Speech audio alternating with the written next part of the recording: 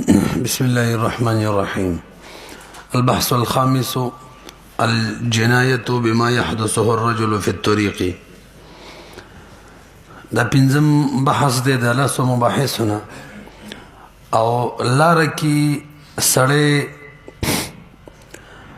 څه طریقه وکړي او باغې سره جنایت وشي د هغې بیان راته کوي. لاره کې کویا وباسي یا لرګې غټ کیدي یا تیږه کیدي. نو مسله صاحب د قدرت دا بیان کړی یو سړی په لاره کې کویا وباسي یا یو غټ کاڼی کیدي او پاغه باندې انسان راو غورځيږي مړ شي، نو حکم دا دی چې دې ته قتل به سبب ویل کېږي، دیت به پاقله و باندې وي. چا چې کوی استله بلاره کې دغه پاقله و باندې، چا چې کمرې خېده غټ لرګي خېده او کچې څه بهیمه یعنی د څساروي وغیرہ په هلاک شو، نو د هغه زمان به هم د دې سړی په مال کې یعنی د په مال کې وي، د عقیله او په مال کې نه. دا قاعده ده چې خطا کې که قتل وشي دیت په عقیله و باندې، که خطا کې د چا څه شی هلاک شي نه به د هغې تاوان په عقیله و نه، چا چې هلاک کړی په هغه باندې. تاسو پوهېږئ که نه؟ او دلته طریق ومن حفر بئرا فی طریق المسلمین، دا طریق المسلمین نه مراد دا ده چې کلو کې خار کې پلاره کې داسې وکي او که چېرته بدشتو کې وکي ساراګانو کې وکي، نو هلته بیا دا حکم نه دی ښه چې څوک یې کې وغورځېدلو نو چا کوی ایستلی په هغه تاوان راشي. او وضع حجرا فطلب بذلك انسان فديته على عاقلته وان تلف به بهيمه فزمانها في مالها. دو قیده به کې لګو، ایو هوش دویم قید دی چې دا څوک کوي کې ورغورځېږي د قصدن ځان کوي کې نه غورځولی، په دې کمرې ځان د قصدن نه غورځولی. که چېرې قصدن ځان کوي کې غورځولی په کمرې غورځولی نو هغه به مباشر دی او دا صرف متسبب دی.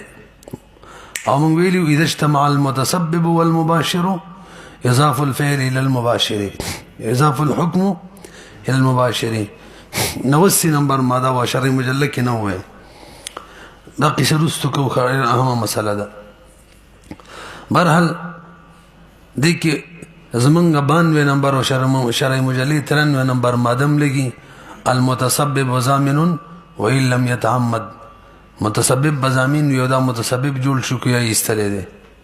والمتسبب لا يضمن الا بالتعمد، دا تعمد کړي تعدی کړي. دیمه مسله په دې عنوان کې یو سړی په خپل د کور په دیوال کې روشندان جوړ کړی دی، لرګي مرګي پکې لګولې دي یا یې ناوه جوړه کړې ده، نو دغه روشندان په لاره کې په چاره وغورځېدلو، دغه ناوه په چاره وغورځېدله او هلاک شو، نو دیت به د په عاقله و باندې. البته کفاره به دې دواړو مخکې مسله کې دې مسله کې نشته دی. حافر البیر والا واضع الحجر والا کې هم نشته او په دې کې هم نشته دی. ولا کفارته على حافر البیر وواضع الحجر، چونکې کفاره نشته نو میراث هم نه محرومیږي. موږ ویلو قتل به سبب کې که څوک قتل وکړي د مقتول د میراث نه محرومیږي. دې مسله کې یو سړي روشندان په چاره وغورځېدلو یا ناوه راوغورځېدله، دا ولې ضامن دی؟ لأن الشرع سبب لتلفه متعد بشغله هواء الطريق وهذا من اسباب الزمان. ولې چې به دا ناوه راغورځېدل په چا باندې، چا چې ناوه جوړه کړې خپل کور کې هماغې مسبب جوړېږي د دې سړي د قتل، او روشندان چې چا جوړ کړی هغه مسبب جوړېږي د دې سړي د قتل. او د هوا چې دا د هیڅ چا نه ده او د په دې خپل ملک باندې مشغوله کړې ده، په دې روشندان یا په ناوه باندې د یې تعدي کړې ده. او متسبب چې کله تعدي وکړي نو بیا ضامن وي. والمتسبب لا يضمن الا بالتعمد الا بالتعدي. نور قصه پسې کوو ځکه دې دواړو صورتونو کې ضامن جوړېږي. نو لاندې ضابطه لیکلي لأن الشرع د روشندان سبب دی لتلفه دې کس ته هلاکېدلو او متعدم بشغله هواء الطريق تعدیم کړی دا چې هواء الطريق مشغوله کړی دا وهذا من اسباب الزمان وهو الاصل به په کې لږ تفسیر کړی تاسو لغوک شی وتا ناناوا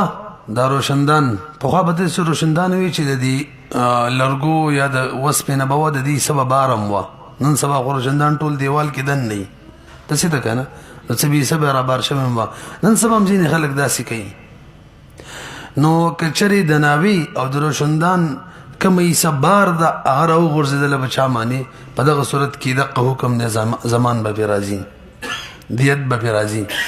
او کده ناوی هغه سکه چې د په دیوال کې دا روشندان هغه سکه چې د په دیوال کې دا هغه او غرزدل بچا معنی به توان نشته ځکه هغه کې هغه متعدی نه دی کان تعدی کوون کې نه دی خپل ملک لګولې دا الجواز الشرعي ينافي الضمانه نو سینه بر مادم چې ویلی و دا خو جایز شرعي کار کړی دی تاسو پوهیږئ په دې او دریم صورت دا دی که دواړو طرفونه بچا راوغورځېدل وإن أصابه الطرفان جميعا زمن النصف د نسب به ضامن وي او څلورم صورت هیڅ پته نه لګي په کوم طرف لګېدلی دی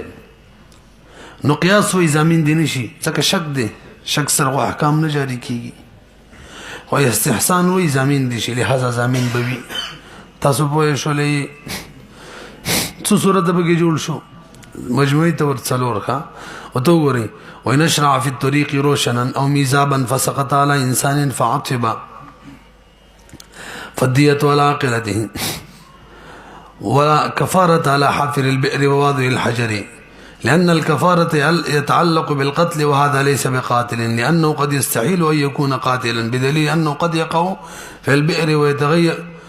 ويتعثر بالحجر بعد موت الفاعل بذلك په دغه صورتونو کې کفاره ځکه نشته چې یقیني قتل ته نه دی منسوب کله شي کوي کې دا ورزیدلې بره پیرسونه کمر وغیرہ ورزیدلې غیمل کړي بهرحال مخکې راځي درېمه مسله په دې عنوان کې وسړي په خپل ازمه کې کوي یا ویستلو او به باغ کې انسان ورزیدل مل شنو تاوان به دغه کوي والا باندې نوي هیڅ به نوي وجه سره کوئی والا متسبب دی او متسبب خو له ضامن وی چې تعدی وي کې ودلته تعدی نه د کړي ځکه خپل ځای کې کوی ایستلې دي والمتسبب لا يضمن الا بالتعدي او مخ کې ماده به مرسله ولګو الجواز الشرعي ينافي الضمانه تاسو به دې مرسته مخ کې راځي البحث السادس جنايه البهيمه دا اهم دي ته توجه سره وګ دی کتاب والا متى يزمن الراكب والقائد والساقط د درې وړو بیان کړی دی راکب بکله ضامن وي څوک چې په سواری باندې سور وي او قائد څوک چې د مخ کې نه راکاږي یا بکله ضامن وي او سائق څوک چې د شاته نه شړي نو راکب باره کې درې مسلې کړي که اوسله په سواری باندې سور وي نو که سواری په مخ کې خپو باندې څه شي حالات کې او که بشا تخپو باندې او یا پس باندې چک ولګي هلاکی کی انسان وی او کام اشیاوی بهرحال دغه تاوان به پراکب باندې راضی بدره وړو صورتونو کې ایمه مسله شوله دوی مدادا چې ساروی خپو په تیز خوشي دی او خپې سره کانه ولګېدلو کانه وتم بدلو څوک په ولګېدلو وفات شو یا په څه شی ولګېدو هلاک شو یا لکې باندې پروانه کې لکې خودي خواله او کانه بلګي والو چاسترګه په ولګېدل دا چا سامان په ولګېدو خراب شو به بدغه ډول صورتونو کې تاوان نشته تاسو په نوم څه مسله پوه شئ درې مدار چې بلار کې شخوانی وکړه یا بول وکړه او یو انسان باغی کې خوښ شو مړ شو په دې صورت کې هم تاوان نشته لري څو صورت شو څو درې مسلې شولې تاسو ګورئ والراكب ضامن لما اوطأت الدابة وما اصابته بيدها مطلب مخکنه خپې او قدمت یې په شک ولګولو د درې وړ صورتونو کې به ضامن وي او دې کې به ماده نمبر 91 ولګوخه المباشر ضامن وإن لم يتعمد وإن لم يتعدى تعدی وی او کنوی زامن به ودا مباشر دی. الاصل ان المرور في الطريق المسلمين مباح مقيد بشرط السلامه. دا سي ازيد اعتراض نه جواب وکړو. على قال تشرغي الجواز الشرعي ينافي الزمانه. جواز شرعي خو د زمان منافي لاره کې خو چې دي سواری باندې مزل کو دا خو جایز کاری کو نو زمان ولې راځي ویجل د یو قیدم نه کنه بشرط السلامه. الجواز الشرعي ينافي الزمان چې یو شی جایز وي د زمان منافي به وي صحیح د زمان ناراضي خدا الله چې د سلامتیا قید پکې نوی لګیدلې کم نه کې چې د سلامتیا قید لګیدلې الته به دا قاعده کار نه ور کوي. حضرت لیکلي مقالاتو کې دا قصه واستو کو چې الجواز الشرعي ينافي الزمان والا تعلق دا حقوق سره دی چې الته سلامتیا شرط نوی نو صحیح د جواز شرعي چې دی د سر په زمان ناراضي حکم دی کې چې د سلامتیا ولا قید او چلک دا کار ته جایز دی په دې شرط چې چاته به نقصان نه ورکې به ته د جایز کار کول او چاته نقصان ورسېلو به دا قاعده نه چلیږي بس به المباشر ضامنون ولا قاعده چلیږي رسې به دما ولا يضمن ما نفحت برجلها او ذنبها نه ضامن کیږي کچري په خپې سره یو کاني والوزي د کنن سبا ټیر مان یو کانی مانی ټیر راشي او کانی وتمبيږي څه په ولګي او ذنبها په دې معنی باندې ضامن کیږي وجه سلام دلته جواز شرعي دی او جواز شرعي د زمان منافي وي نو ته په غزول اعتراض وکا چې جواز شرعي خود د زمان منافي وي خو قید د سلامتی سره بچکه نو لسه وزارت سے بسیدام لیکلی دي چې قید د سلامتی به ال کار ور کوي دیم دو صورتونه دي. یو دا دی چې یو جایز کار وی توجه جی یو کار جایز وی او هغه کې دا قیدم لګیدلې چې جایز دی بده شرط چې چاته به پکې نقصان نه رسیږي ور سره دا بل ټکم دی چې دا نقصان چاته رسی د دین احتراز ممکن و کنو کچره احتراز تی ممکن و او بیم جایز کار بوجه چاته نقصان ورسېدل به زمان وی او کچره احتراز ترنه ممکن نو به جایز کار باندې چاته نقصان ورسېدلو اگر کدا قرشتره چی مقید به سلامتی به بم تاوان نوي تصور رسېدل کنه دلته احتراز ممکن نه دی دیو جن تاوان به ناراضی کا یعنی دلته مطلق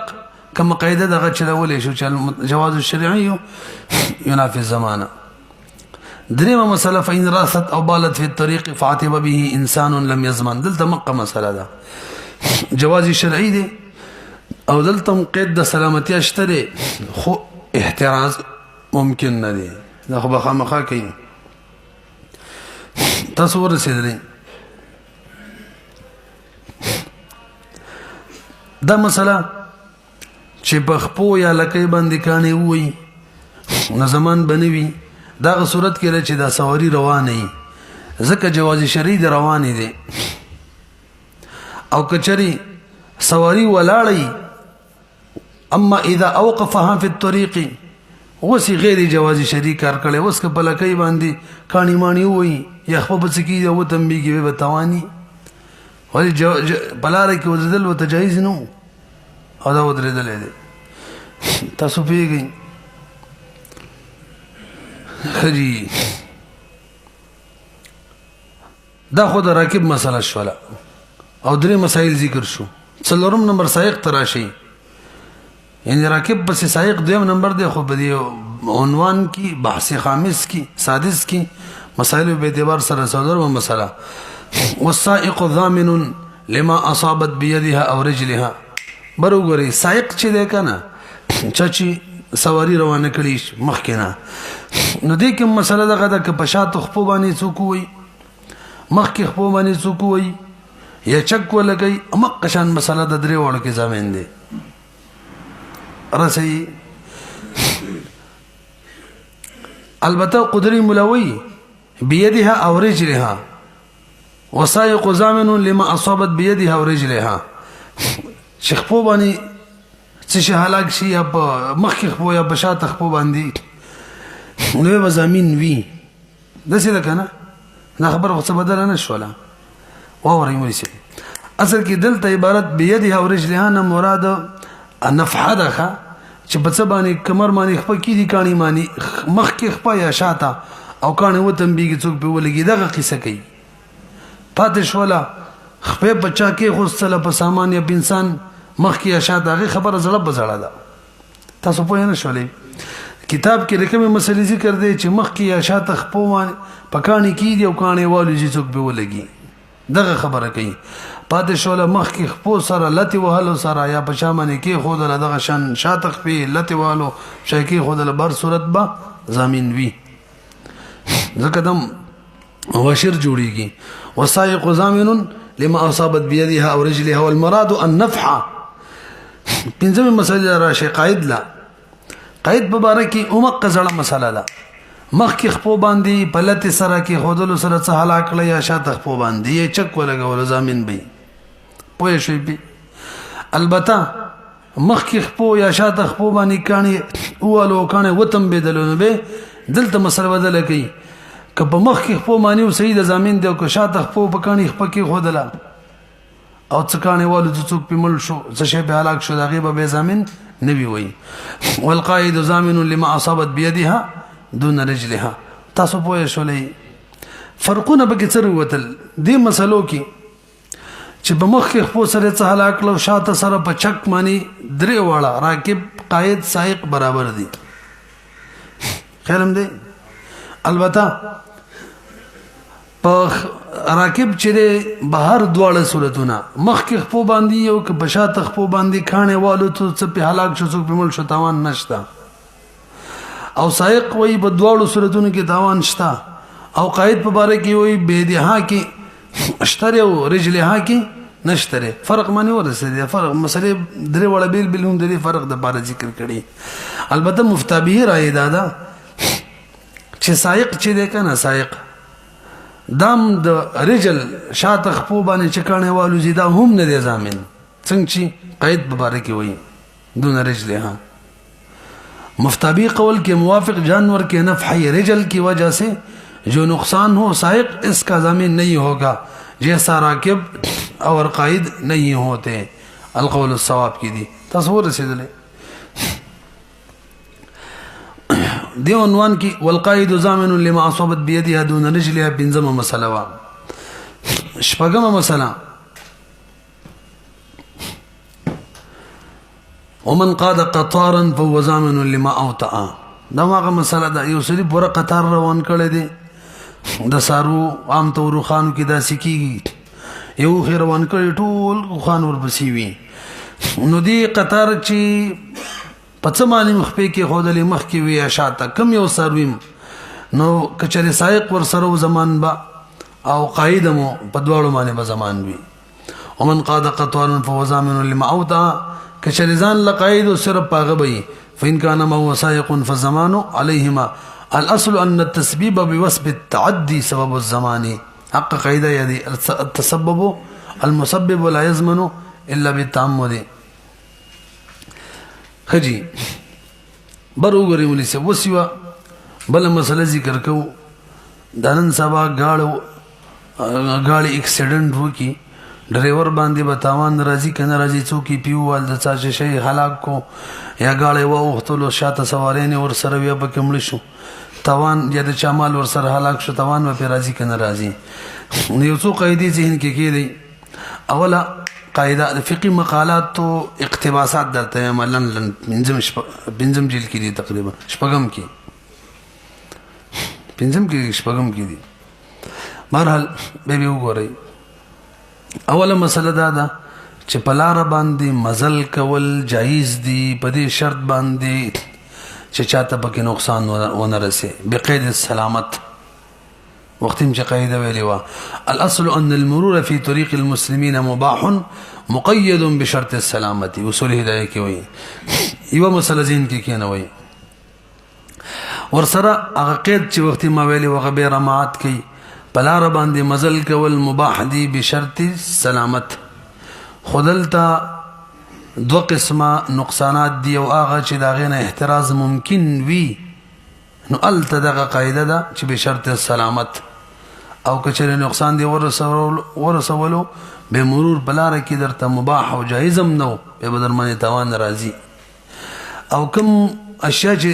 کوم کار چې داسي وي چې دغه نه احتراز ممکن نوي نو هغه کې بس علی الاطلاق د قاعده چې بلاره کې مزل کول مباح دي بشرط سلامت ولا قید پکې به نشته د شولا ایوا دویمه مسله هغه قاعده رمعات کی 91 نمبر ماده وزمنګ مادو کی شرح مجلہ کې 92 المباشر ضامن وان لم يتعمد او چا وان لم يتعدل کله دي او د دې قاعده تشریح مخکې من کړي و د دې مادي لګ ورته وکړي دي ظاهري معنی دا ده چې مباشر تعریف به ولکو کوم مباشر چاته ویل کیږي اي يحصل التلف بفعله من غير يتخلل بين فعله والتلف فعل مختار مباشر هغه چاته ویل کیږي د چا د فعل په وجه باندې چې څه شی هلاک شي او د فعل او د شی د هلاکت ترمنځ د فاعل مختار فعل نوی راغله تاسو ورسېدلې اوس راځي مباشر مبارک وي والمباشر ضامن وان لم يتعمد او چا وان لم يتعمد په ځماني وان لم يتعدل کله مباشر بضامین وی اگر چې عمدن کار نه کړي مباشر بضامین وی دویمه قاعده وان لم يتعد کچري تعدی نه کړي نو اول قاعده ولوي ک مباشر تعدی کړي و کنه و د سیوا او وان لم يتعمد والا مباشر بضامین وی کامدن یو شی هلاک کو او که غیر عمدنو خدای بګینه دی ویلی چې تعدی شته کنهشته دویمه قاعده ولوي دویم طریقه باندې چا ذکر کړي وان لم يتعدى ک تعدی ویو کنوي زمان به راضی دای نه دی ویلی چې عمدن کړي کې غیر عمدن حالانکه دواړه قاعده علماء ذکر کړي دي نو مخکې منګه مادو په بحث کې دا مسله کړي و چې شیخ الزرقا چې دی هغه د تعدی دوه معنی کړي دي او حضرت انتیزه تصویب کړی دی هغه تعدی دوه معنی دي یو د تعدی معنی دا ده چې د یو سړي فعل تجاوز وکي د بل ملک ته د بل حق ته د یو سړي فعل تجاوز وکي د بل ملک معصومه د بل حق ته تعدی ودا معنی ده لار رواني او بغاړي د نڅوکو لګي اور هغه مال له هلاک کو یا د هغه مړ کو دمنه تعدی معنی دا ده چې دا کم فعل سره کوي مباشر دا کم فعل کوي دا شرعاً جایز نه شرعاً مباح نه څو معنی شولې دوا یو دا چې دبل ملک ته تجاوز وکي او بل حق ته تجاوز وکي او دویم دا چې دا فعل ممنوع وي وسره شي دا قاعده فقهاو د ذکر کړي ځل کبیر امات کومه المباشر ضامن وان لم يتعمد تسویلی نو اغور سره دا ویلی دي تعدی بکې شرط ده الله وضامین وی ک تعدی نه به بنئ او چا ویلی وای لم يتعدى ک تعدی یو کنه وی ضامن به وی وس منافات جوړ شو کا وخت نه جوړ پوه شوي بي د دوړو د قاعده چې چا ذکر کړي و قاعده ده خو مفهوماتو کې منافات را لې یو کې وای چې تعمد وو کنه ضامن دی خو به شرط معنی چې تعدی وی ابل وای ک تعدی وی کنه وی ضامن دی نو شیخ مصطفی الزرقاوی د تعدی نه مراد اوله معنا ده چا چې ویلي تعدی شرط ده تعدی نو المباشر ضامن وان لم يتعمد خو به شرط چې تعدی کړي دین تعدی نه مراد اوله معنا ده چې مباشر بضامین وی آمدن کار کړي کې غیر آمدن وی په دې شرط چې تعدی کړي معنا د فعل غیر ملک معصومه متجاوز شوی الا پوه شلی بي او چا چې ویلي تعدی ورلا نه د شرط ک تعدی وی او کنه وی بهر حال بچوي هغه د دویمه معنی ولا تعدی یادي کدا کار د کم کړي در پر شرعن مباح وي او کوم ممنوع وي ضامن وي پتن لګي فرق باندې پوه شو کنه به ویم ورسې دی چا چې ویلي دي چې تعدی شرط ده نو کومه تعدی یاد کړی ده بمعنی اوله چې د فعل متجاوز شي د بل حق ته بس کدا غوانو الا بزامین وي او کدا د فعل د بل حق ته نو متجاوز شوی تعدی نه وي بمعنی زمين ځکه په خو څه حالا کړی نه دي نو چې ویلي تعدی نه ده شرط که تعدی ویو کنه وحال به زمين وي ناغو معنا تعدی به معنی ثانی ده نکم کاری کړي دا شرن ممنوع که مباح نو تاوان به راځي لکه یو سړی په خوب کې بچاو وروړي مړی کی انځه خو جایز کار کړي کنه تعمد شتاو کنه شته دواړه ویلیو خودل ته تعدی به معنی ثانی نشته ښا ممنوع کار خو نه کړي او تعدی به معنی اول شته د بل حق ته تجاوز وکړو د فعل بل مړ کو پدې پوه شولې دا دوه قاعده شواله دوه مسلې شولې یو لار چې دا پدې کې مرور د مباح ده په شرط د سلامتیا او دویم مباشر به اعلی ضامن وي چې د تعدی بمانه اوله کړی وي او دریم متسبب ده متسبب باره کې قاعده د المتسبب لا يضمن الا بالتعمد او چاویری الا بالتعمد والتعدي به متسبب باره کې شیخ مصطفی الزرقاوی لی چې دلته دا قاعده چې جاده ذکر کړی دا المتسبب ولا يضمن الا بالتعمد او چاویری الا بالتعدي د بتعدي وی به ویلی د تعدي نه مراد دلته مولا معنا ده چې د بل فعل ته تجاوز وکي او کله بل ویل ته تجاوز وکینو البا زمان راځي حضرت پدې کې به پښتو کې ودمو وي نیو کې به کړي دا خبره ټیک نه ده به خود مباشر او ده متسبب بین کې فرق پاتې نشو لہذا دلته به معنی ثانی معنی مباشر متسبب اخلو متسبب با ضامن وی کله چې تعدی وکي به معنی ثانی یعنی ممنوع کار وکي ممنوع کاری کو یعنی شرعن ممنوع الا بدبانی توان راضی او که شرعن ممنوع نو اگر کده بل حق تجاوز وکي به په زمان ناراضي ورسېدلې به اوس مباشر چاته ویل کېږي د تعریف هم نه دی کړي متسبب ما متسبب هو الذي حصل التلف بفعله چې د په فعل باندې تلف هلاکت واقع شي هو تخلل بين فعله والتلف فعل المختار ادوړو د ترمنځ فعل مختار وی موږ ویلو د سبب او د مسبب ترمنځ واسطه وی او د علت او د معلول ترمنځ نوی دا مسلې خو زده شولې کنه به مخکې موږ مادو کې ذکر کړی و او حضرت سے په مقالاتو کې لیکلي صاحب د هدايه په حواله باندې چې کله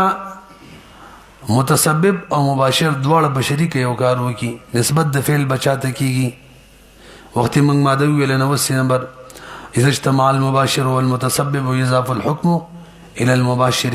ندی کې لک تفصیل لتا سو توګه کېدی کچری او فعل کې صرف مباشر شریک او متسبب نو به صرف مباشر ضامن دی یو فعل کې مباشر او متسبب دواړه شریک وو تعدی پکې صرف د مباشر وا نه صرف مباشر ضامن دی دوا دریم یو فعل کې مباشر او متسبب دواړه شریک او تعدی پکې هم د دواړو وا به مباشر ضامن دی څه شو څلورم یو فعل کې مباشر او متسبب دواړه شریک او تعدی دی یوم نو به معنی ثانی یادو مخه به معنی ثانی یعنی ممنوع کار یوم نو کړي اشاره نه جایز جواز شریک کاری کړو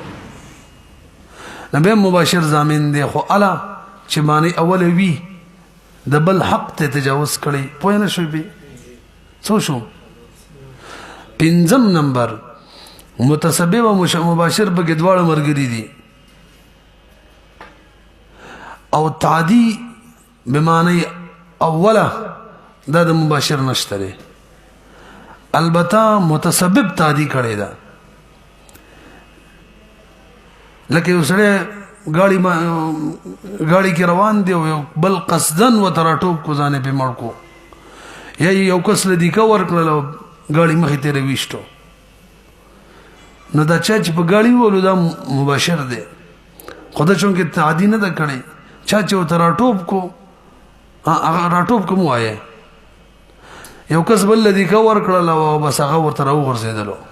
بل یې راوغورځولو ورته هغه متسبب دی چا چې دیکه ورکړې په دې صورت کې به منګه نسبت د فعل متسبب ته کوو مخکې موږ مادو کې ویلو که چېرې د متسبب فعل قوي و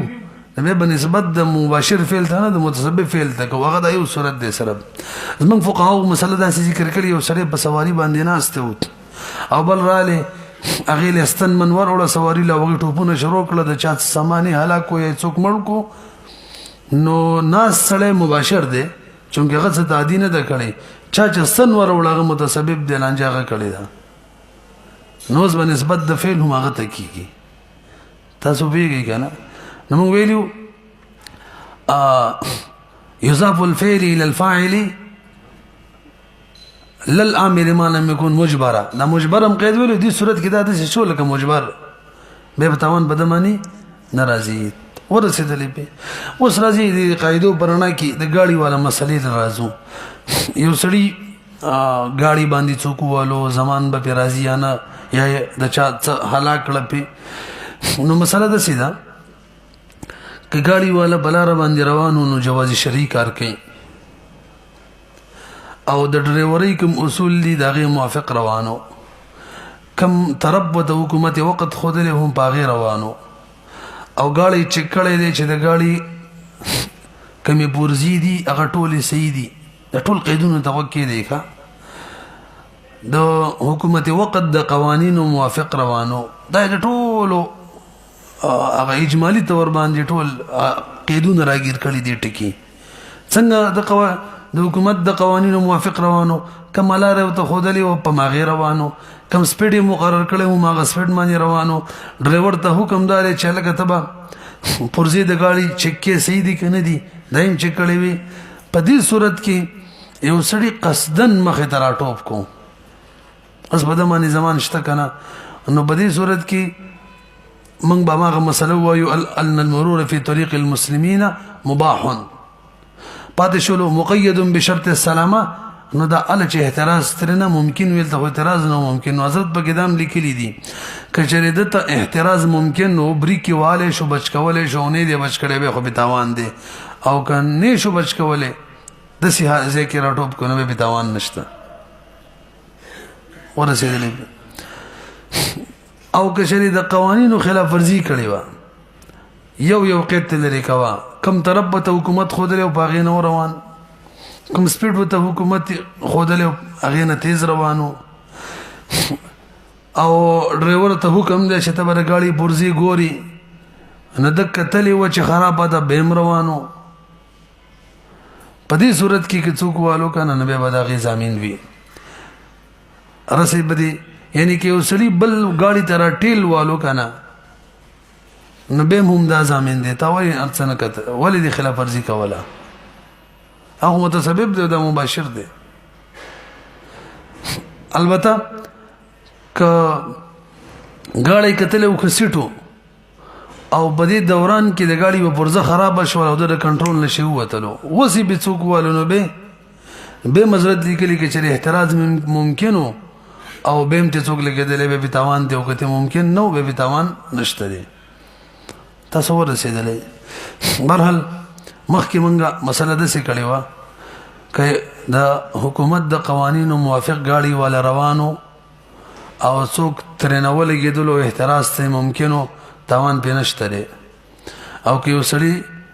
قصدن راټوپ کو بیا هم پې تاوان نشته دی چا چې راټوپ کړی هغه خپله مباشر دی او د هغه مباشرت قوي دی د په مقابله کې هم هغه ضامن دی او که بل ورله دیکه ورکړه او مخې ته راټیل والو ګاډي مې مخې ته نو که احتراز ممکن و او بیا هم والی بیا هم په ده باندې تاوان دی او که نه و بیا په هغه باندې تاوان دی کله کله په چوکونو کې داسې یو ګاډی ولاړ وي او بل ګاډی شاته نه راشي دا ګاډی ووایي او دا ګاډی مخکې لاړ شي څوک ووایي مړی کي تاوان به په چا باندې چا چې والی هغه باندې به به دا قاعده به کې لګي متسبب والا او د مباشر والا دا کم غاړي چې سړی ولو مباشر دی او کم غاړي چې دا غاړي والے وغه متسبب دی خو داغه فعل قوي دی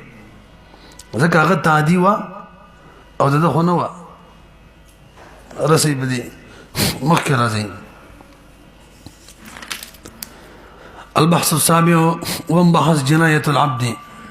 كعبد جنايت وکي مسله دا چې کله یو غلام جنایت وکي خطأً ځکه وایو که چېرې قصدن څوک ملک نو به خو پکې قصاص دی که نه یار نو که خطأً جنایت وکي مولا ته به ویل شي مولا ته به اختیار وي به یې داسې وکړه یا خو د جنایت والا دا غلام ورکه آیا د جنایت فدیه ورکه بس غلام ځان ته پرېږده اختیار یې ورته ورکو ښه وإذا جنى العبد جناية خطأ قيل لمولاه إما أن تدفعه بها أو تفديه فإن دفعه كشري غلامي ورتوركو جناية ولتا ملكه انه مالك بشي غلام ولي الجناية ده مقتول ورثه مالکان شي او که فدیه ورکړه نه فدیه به څنګه ورکړي د ارش ولا فدیه به ورکړي څومره د غلام قیمت بنه ورکړي لګا غلام څومره نقصان کړي هغه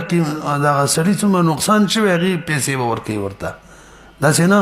چې د غلام قیمت ورکیو که غلام ورکې نه څنګه غلام ورکیو که د ارش تاوان ورکې پوه شئ به اصول فقه کې یو مسله ده دلته انتهایی ضروری ده چې بیان کړو ما ته لږ متوجه شي سفر په دوران کې 2 رکعات به کوي که 4 به کوي مسافر زمونږ د حنافو مسلک ده د 2 رکعات به کوي 4 کول ولا جایز نه دي دلته قاعده ذکر کړي وکړي دی یو ته قاعده دا د چکله 2 شیئین وي 2 احکامات وي او یو کې یسر وي بلکې نه وي یو قید او د دواړو جنس یو وي 2 قاعده نو عقل به متعین وي به اختیارات نه چلیږي پوه نه شي کله چې 2 احکامات وي 4 رکعاته 2 رکعاته یو کې یسر وی بلکې نه وی 2 کې شته 4 کې جنس هم د دواړو یو وی 4 رکعاته 2 رکعاته جنس هم یو دی نو حکم دار چې عقل به متعین وي د بنده د شان سره نه د مناسب چې له اوس اختیار ورکی بنده خو مطلبی دی الله پاک د مطلب نه مبرر دی بنده خو مطلبی دی مطلب په عقل کې بلکې خو نشته لا يليق بافعال العبوديه چې وصلوا رکعاتو کې تاسو پوه شئ په توجه اوس دې مسلې لراشي دویمه قاعده وسوای کچري 2 شی انه د دې مقابل صورتونه ګڼ روزي کچري 2 احکامات او یو د سينه و چې یو کې یو سر دی بلکې نشته بلکې دواړو کې یو سر دی نو به ولا اختیار دی چې کوم کوي اقل شته دی نه چې موږ وایو اقل دی متعین شي لکه سفر کې روزه نیول او نه نیول کنيسي ام فائدې ده ټول خلک روزه دي دا به روزه کني نيسي ام فائدې ده سفر کې روزه مشکلې نه مينيسه نه کو روزه نيسي فائدې ده چې خلکو موافقت کې روزه ونی ولا خبره ختمه شوله البته د سفر مشکلات ورته شته او کو روزه نه نيسي د سفر مشکلات به ورته نه وي خو به ورو سوزان د روزه نيسي هغه مشکلات زیات دي خلک به ټول وځي د روزه برحال مسله دا شول چې کله 2 احکاماتو کې په دواړو کې یو سره عقل اکثر بګینو نبي به پکې اختیار وي په دې پوه شولې دریم قید استثناء کوم چې کله 2 احکاماتو یو کې یو سره بلکې نو یعنی یو اقل بل اکثرو خو جنس یو نو په دې صورت کې هم عقل نه متعین اختیار بوي لکه غلام ته چې مولا اجازه ورکړي چې جمعې مون لذیذ لشي نوغه ته اجازه دې کې 2 رکعات جمعې مون لذیذ او کچري کور کې 4 رکعات ماسفخي مغه کې اختیار دی وته حالانکه اقل او اکثر دي کنه دي خو چون کې جنس یو نه دی د جمعې مون بیل د ماسفخي مغه بیل دی جمعې مون کون کې امام پسې د ماسفخي مون کون کې مقتدیم اقتدا نه د سي او د ماسفخي مون کون کې پسې د جمعې والا اقتدا نه د سي د جمعې والا کنيت د ماسپخیم وو کې مونږ نه صحیح کیږي او کنه ماسپخیم والا نه د جمعې وو کې او د ماسپخیم څلور رکعات کې نه صحیح کیږي جنس دواړو څه دي تاسو پدن لګي ورسېدل کنه ټول څو قاعده را لې درې دوه احکاماتو یسر یو کې وو یو کې نو بل الفاظ دیګر یو وقل یو اکثر او جنس یو اقل به متعین وي دوه احکاماتو دواړو کې یسر او جنس بدل دواړو کې یسر دواړو کې یسر بس سی وایي نو به بدی وخت اختیار وي دوه احکامات یو کې یسر بلکې نو خو جنس بدلو به هم اختیار وي اوس راشي دا کومه مسله چې موږ ویلا غلام جنایت وکړلو مولا ته اختیار ورکړه اختیار دی مولا ته یا غلام ورک پکې یا غلام کم تاوان کړي دی غ تاوان ډکا ته ته مګور چې د غلام قیمت زید دی او ک تاوان کې کوم پیسې ورکي یا غزيت دي یا اقل کم دي ته مګور وجه سره جنس بدل دی غلام پیسې جنس بدل لیکنه دی ورسېدلې به تاسو ګورئ نوري مسلم دار روان دي واذا جن العبد جنايه خطا قيل لمولاه اما ان تدفعه بها او تفتيه فان دفعه ملكه ولي الجنايه وان فداه بارشا ورسره د مسله ذکر کوي یو کس ته د غلام د جنایت ارش ور کو زلال شالکا غلام به د چا نقصان وکړو به زړو کوم رامات شو به غلام پکې ورکی اورېکات کم نقصان یې کړی دغه پیسې ورکا به زړه خبره ده فإن عاد فجنا كان حكم الجناية الثانية حكم الأولى درېمه مسله غلام د دوه کسانو جنایت کړی دی 100 روپۍ قیمت دی د غلام دی ویم د 100 روپو شی هلاک کړی دی د بلیم هلاک کړی دی اوس بچ کوي مولا تبه اختیار دی ولی جنس د دوړو بیل له غلام دوړو د شریک ورکا یا د یوم ارش ورکا د بلم ورکا اختیار ولی دی جنس بدل له فإن جنا جنايتين قيل لمولاه إما أن تدفعه إلى ولي الجنايتين يقتسمانه على قدر حقوقهما به خپل حق موافق لري او تقسیم کې نیم د یم 100 روپۍ تاوان شوی او د بلم نیم غلام بشي د یو 1500 شوی او د بل 500 شوی مثلا ندري سی به یو ولي یو سبب الغلام کې شریک شي واما ان تفديه بارش كل واحده منهما پوه شئ به څلورمه مسله سنیده وإن اعتقه المولى وهو لا يعلم بالجناية زمن المولى الأقل من قيمته ومن أرشها مولا ته پته نه و چې ما غلام جنایت کړي بس غلام آزاد کو د چا جنایت چې شوراله جستا غلام جنایت کړي خو آزاد کړي دي اوس د اختیار نه چلیږي غلام ورکا یا ارش ورکا غلام خو آزاد کړي دي اوس بچو ارش ډایرکټ په مولا باندې کې خودلو کې مغسر زیته دي ګور مخکې اختیار او زغری غریب غلام آزاد کړي پته ورته نه ونه ډایرکټ ارش په متعین کولم ټیک نه دي اوس بچو او تو بوایو بې د غلام قیمت ګور اوس خبر زمنګ را لکه غلام آزاد کړي دي د غلام په قیمت کې او توان کې چې کم دی اق ورکا خبر ولې دي تراله جنس یو شو کا غلام خو آزاد کړي دي نو قیمت د غلام 100 روپۍ د توان د 800 کړي نو توان به ورکی عقل متعین دی ښا او که قیمت د غلام 800 د توان د 0 کړي قیمت د غلام به ورکی پوه شئ به دیم کده ته پته و دیمه مسله چې غلام به جنایت کړي به مزات کو اوس ته ته اختیار د خپل ځان لخر ختم کړي دي څومره توان چې شی ټول ورکا وګورئ وإن اعتقه المولى وهو لا يعلم بالجناية زمن المولى الأقل من قيمته ومن ارشها وإن باعه أو اعتقه خرڅ کوي آزاد کړي بعد العلم بالجناية وجب عليه هر شو اختیار تلاړي اختیار د ځان له خپل ختم کړي مله سي په شو لیکنه به پنځمه مسله چې څلورمه کې دوه صورت پنځمه کې وإذا جن المدبر او ام الولد جنايه زمن المولى الاقل من قيمته ومن ارشها مدبر غلام دی ام ولد ده څوک بل ور کولې شي دیږي هو تملیک نه قبليږي چې بل مالک جوړ کی خرڅولې شي نشي نو وښه ودا مدبر غلام یا ام ولدی د چا تاوان وکړو اوس خدا سینې شي کولای چې موږ ته وایو یا پکې د مدبر غلام او ام ولده ورکا او یا ارش ورکا د دې مثال لکه عام غلام چې د جنایت او ته پته نه آزاد کړی یو نو دلته قیمت وکنه دلته قیمت دی مولا ته وایو د مدبر او د ام ولدی کم قیمت دی او کم جنایت کړی دی چې کم اقل عقد متعین دی غور کا ولې لکه جیا قاعده را لګانا چې کله دوه احکامات وي یو کې یو سروي اقل وي بلکې نه وي او جنس دواړو یو وي اقل به متعین وي دلته قیمت د مدبر او د ام ولدی او قیمت د عرش دواړو جنس یو دی پیسې دي چې کوم اقل وي اقل متعین وي درسي وإذا جنى المدبر أو أم الولد جناية زمن المولى على الأقل من قيمته ومن عرشها دای باقاعده اصول اسامی کی ذکر کړی دا مثال شپږمه مسله المسألة الثنائية فإن جنى جناية أخرى وقد دفع المولى قيمته إلى الولي الأول بقضاء فلا شيء عليه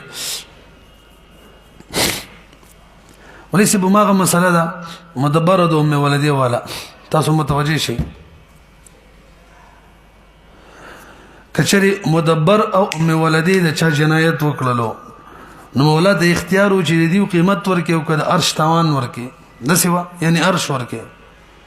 صحیح شو جزاک الله څه نشته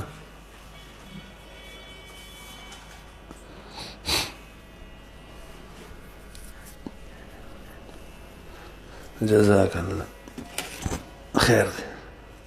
ده وګورو زه به ان شاء الله اوکشي کوم دې ته ورسېدلو مدبر او ام ولدی جنایت وکړلو مولا ته اختیار او قیمت ورکیو کده عرش یعنی تاوان ورکې هغه ول بز قیمت ورکوم د مدبر یا د ام ولدی قیمتي جنایت ولا تورکو صحیح شو بیره دغه مدبر دغه ام ولد دوباره بل جنایت وکړو اوس دو صورت دي وخت شي وته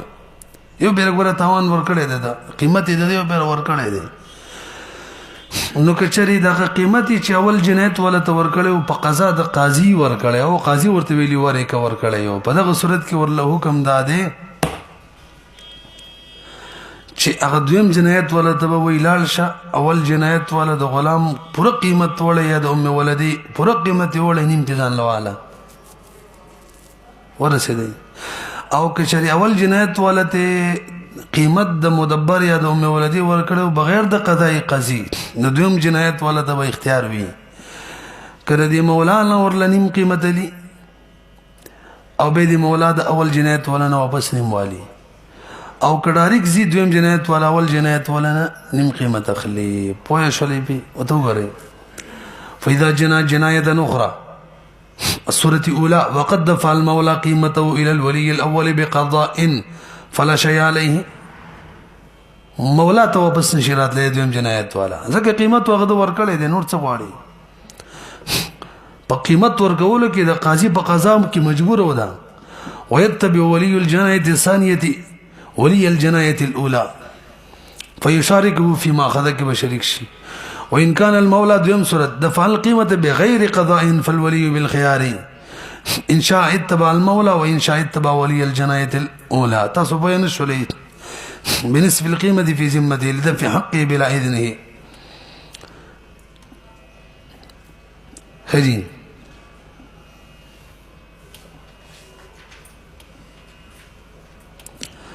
كما خرازي البحث الثامن جنايه الحائط المائل اتم بحث د هغه دیوال چې هغه لاري طرف تمایل وي او بچاره وغورځيږي داغي تاوان نو مسله دا ده چې کله د چا دیوال لاري طرف تمایل وي هغه ته به حکم کیږي بې دغه دیوال سټ کراوي غورځو او سمې جوړ کا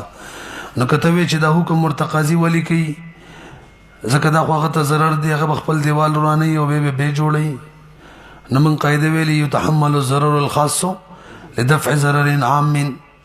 25 نمبر مادم ویلی 26 شرعی مجلہ کی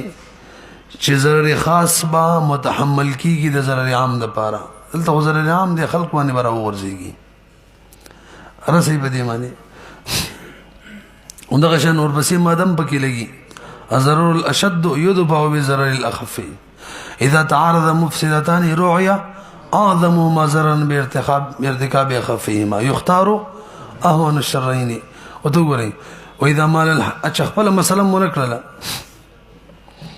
کله چې یو دیوال لاري طرف تمایل شوی او داغه د صاحب نه دیوال ولنه مطالبه وشول به د دیوال دی رو غرزوا یو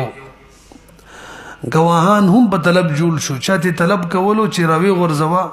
هغه گواهان هم قائم کړه چې ورته مطالبه کومه دوا به دې سړي دیوال راونه غرزولو هلن کې دومره مقورته ملاو شوی و چې راوي غرزي به مرونه غرزولو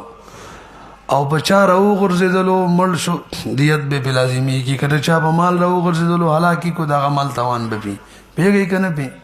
ولدا متسبب دي او ور سره متعدی او ضامن هم د دیوالي لاري طرف ترا کوک شوی واذا مال الحائط الى طريق المسلمين فطالب صاحبه بنقضه نو کچري مطالبه نه وي شوی او به بچارو غرزیدلو به بنوي ضامن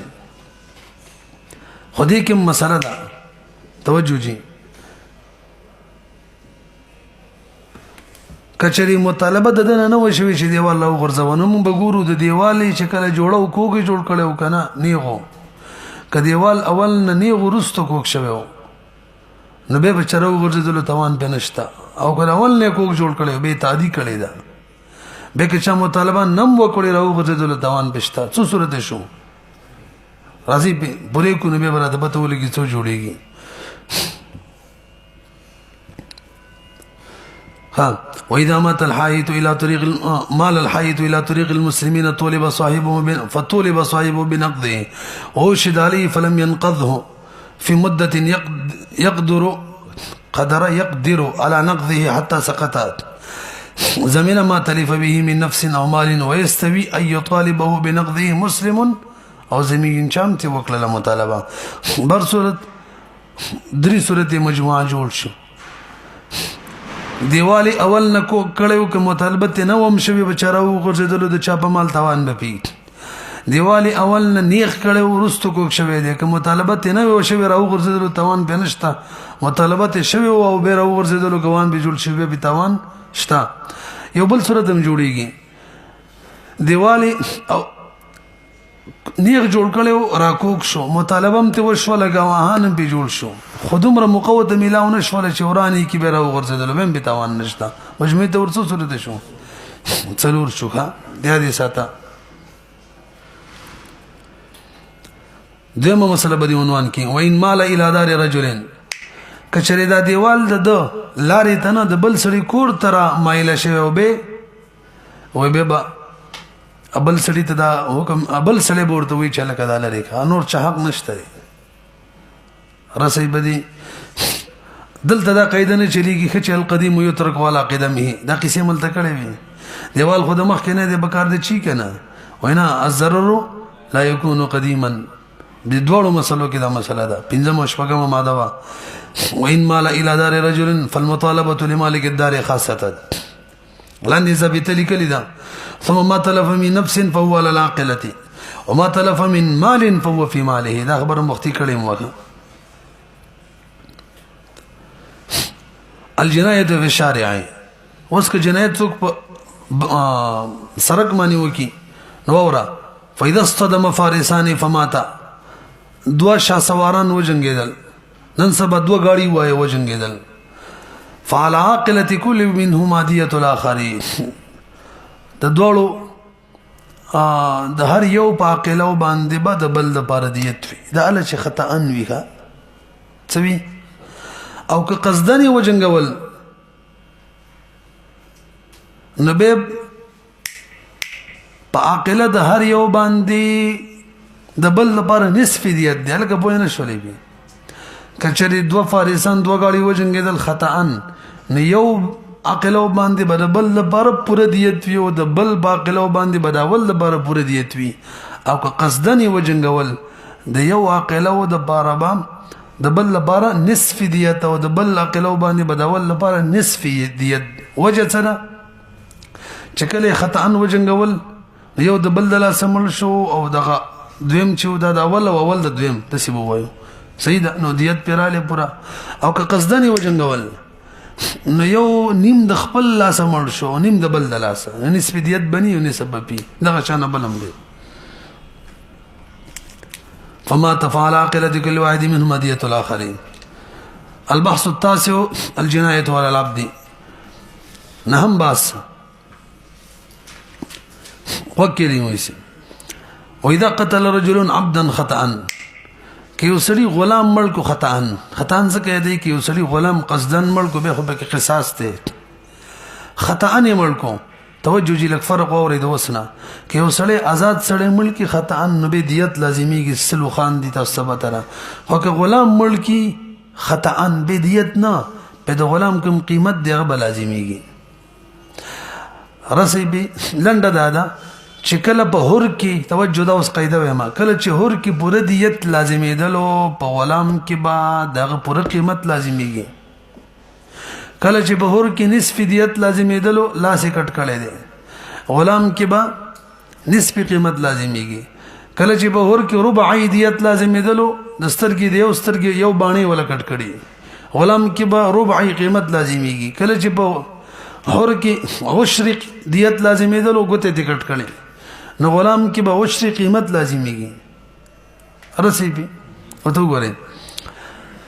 الجناية على نفس العبد الف اولا مسألة واذا قتل رجل عبدا خطأ فعليه قيمته ولا تزاد على 10,000 درهم دا مې پکې نه ویلې د 10,000 درهم نه بزیتیږي نه لکه 10,000 درهم خود ید آزاد دی غیر باندې زیتیږي دویما فإن كانت قيمته 10,000 درهم كقيمة غلام 10,000 درهم او یاد دینم زیات وس به څه کوي چې 10 روپۍ کم 10 درهم کم 10,000 به ورکی وتا قضي عليه ب10,000 الا 10 لسبتي كمو ايو روایت کې بنزبتي كمو دا د طرفین مسلک دی امام یوسف رحم الله امام شافعی رحم الله وی قیمت د عبد او د وینځ چې کم د رسول ټول بي 10,000 درهم دی وړي رسي بدی معنی دريمة مسألة وفي الأمة إذا زادت قيمته على ديتي ور أزاد خزك تسوك ملكي نو ده غلام أزاد خزك تسوك خطأ ملكي نو ده أزاد سلي نصف ديت لازميگي أسي ده كنا پنزو سخان نو که وینز تسوك خطأ ملكي نو بدي صورت کی با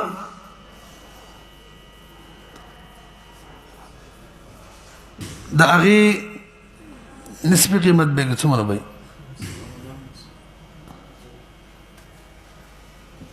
وفي الأمر إذا زادت قيمته على الدية خدای صورت ذکر کړي لکشن صبر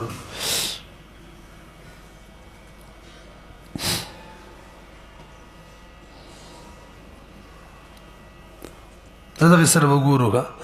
وفي الأمة کوینځ چا خطا ان ملکړه اچھا جی د دې قیمت به پوره لازمیږي نسبی قیمت نه یار وینځه که څوک مړ کی پوره قیمت به لازمیږي ها دومره ده چې د 5,000 درهم نه بنځي ته دغه نه 5 روپۍ کمو کچې دومره قیمت وي زیاته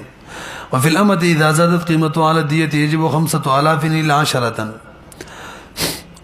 درې مسلې وشولې په دغه الف کې بعد راشي الجناية على ما دون نفس العبد څلورمه مسله د عنوان كشا وفي يد العبد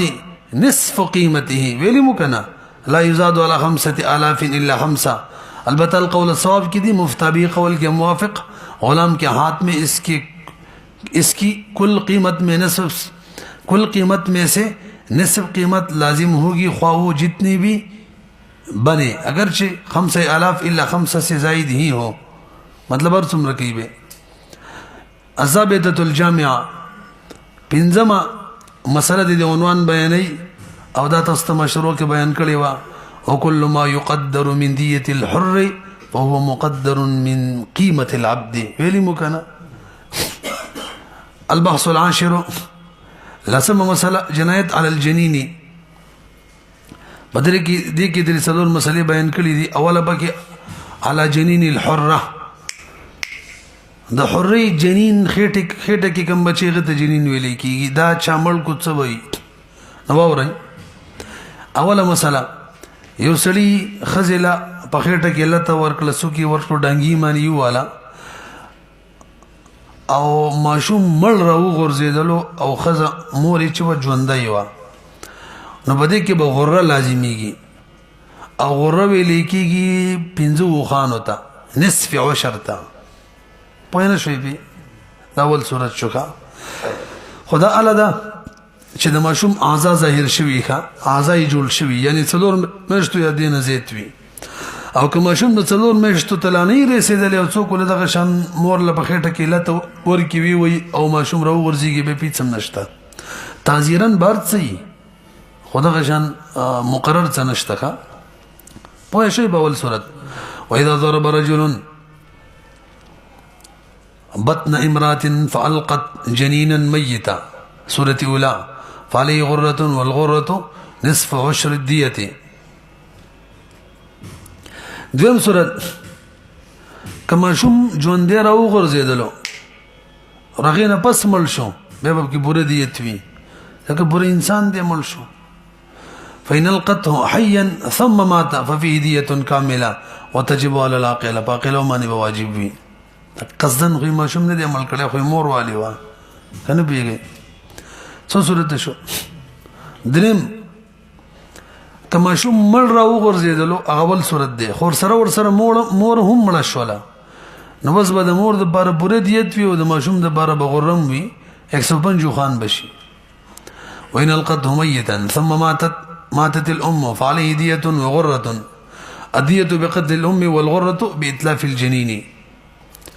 او لته باندې وال چې دی دا قتل شبي عمد دی امام صاحب بنظمانی ځکه علی قتل نه ده صاحبانو بنظمانی هم کده سلته ورکړي و چال عام طور ته خلک نه مړه کېدل هغه مته شبي عمد وي او دې کې دیت وینو څو صورت شو څلور درې پنځم څلورم وإن ماتت ثم ألقته ميتا فلا شيء في الجنين كمور ملش ولا او داغینا بس جنین وغورځېدلو مړ نو په جنین کې څه نشته دی البته د مور دیت به وي. وتجب دیت الام الاصل ان الزمان لا يجب بشک اصول هدايه کې وایي شک سره زمان نه واجبېږي دلته شک څنګه دی پته نه لګي د مور د مر په وجه باندې ماشوم خېټه کې مړ دی او کله دې سړي د دیوالو په وجه مړ دی نو شک شولو دا یو مسله شولې دی عنوان کې لسم کې. دویمه وما يجب في الجنين موروثا عنه الکه جنین کې کوم شی واجبېږي به دې به اوس څه کوو د جنین نه به میراث کې وړل کېږي که نه نو ماشوم په باره کې غوره لازمه شوله جنین 15 خان دي د 15 خان به څوک لي د ماشوم څوک ورسېدي به دي. دویم الجنایت علی جنین الامه دا خو د جنین د حرې اوس د امې جنین تاسو لږ بر وګورئ د حرې په جنین کې نصف عشر دیتو او د وینځ په جنین کې به نصف عشر قیمت غلامی د غلام د قیمت 20 پیسې به کې کنه پیږي به دماغ بیکار ونه کو غلام کې خو قیمت لازمیږي کنه نو هلته دیت لازمېدل غره کې 20 پیسې و 15 خان دلته قیمت لازمیږي دلته به 20 پیسې د قیمت 20 وفي جنین الامه دو صورت دی ما خبر پوره ونکړه وینځل چا دغه شان لته ورکړه وی والا او ماشوم دی وغورځېدل ګورو به د ماشوم مذکر دی او که ماشوم مؤنث دی کچری ماشوم مذکر وي نو به 15 پیسې د قیمت ده یعنی که چری دا ماشوم ژوندی وي د به 100 روپۍ جوړېدلی وي چې د به 20,000 روپۍ وي نو 20,000 روپۍ کې 100 روپۍ جوړېږي 100 روپۍ وي فسانی وي مړه 100 روپۍ به د قیمت وي نو اوس به 15 روپۍ شي ورسېدلې 20 پیسې شوله کنه او که 20 روپۍ قیمت خو 1 روپۍ به شي او که چېرې دا ماشوم د وینځ راوغورځېدلو دا جینۍ وه به نصف عشر نه عشر قیمت به جینۍ غزید دی ځکه جنۍ زر زر غټېږي هلک خو دغه شان نه وي نه بیا به په لس روپۍ به سلو کې 2 روپۍ به په شلو کې وفي جنين الأمة إذا كان ذكرا نصف وشر قيمته لو كان حيا يعني كذا ما شوم جون ديوي څومره روپۍ به جوړېدلې هغې به حساب سبا نصف وشر قیمت شي وشر قیمته ان كان انثى او کفاره فی الجنین کې بهرحال نشته دی ولې نشته ځکه کفاره په نفوس کامله کې وي او جنین چې دا ناقص دی او کفاره خلاف القياس ثابت ده او ما ثبت على خلاف القياس فغيره عليه لا يقاس صلى الله عليه وسلم خاتمه د باب د موږ شروع کې ویلی و والکفاره فی شبه العمد والخطأ په شبه عمد او په قتل خطا کې کفاره اتق رقبه مؤمنه فإن لم يجد كذا نبي فصيام شهرين متتابعين ولا يجزي فيه الاطعام بکی نه کافی کیږي ولا يجزي فيه الاطعام ولا يجزي فيه الاطعام بکی نه دی جایز وجه دا شي نس د مقادیر دي او په نس کې د دې تذکرہ نشته او مقادیر څوک په عقل سره نشي ثابتولی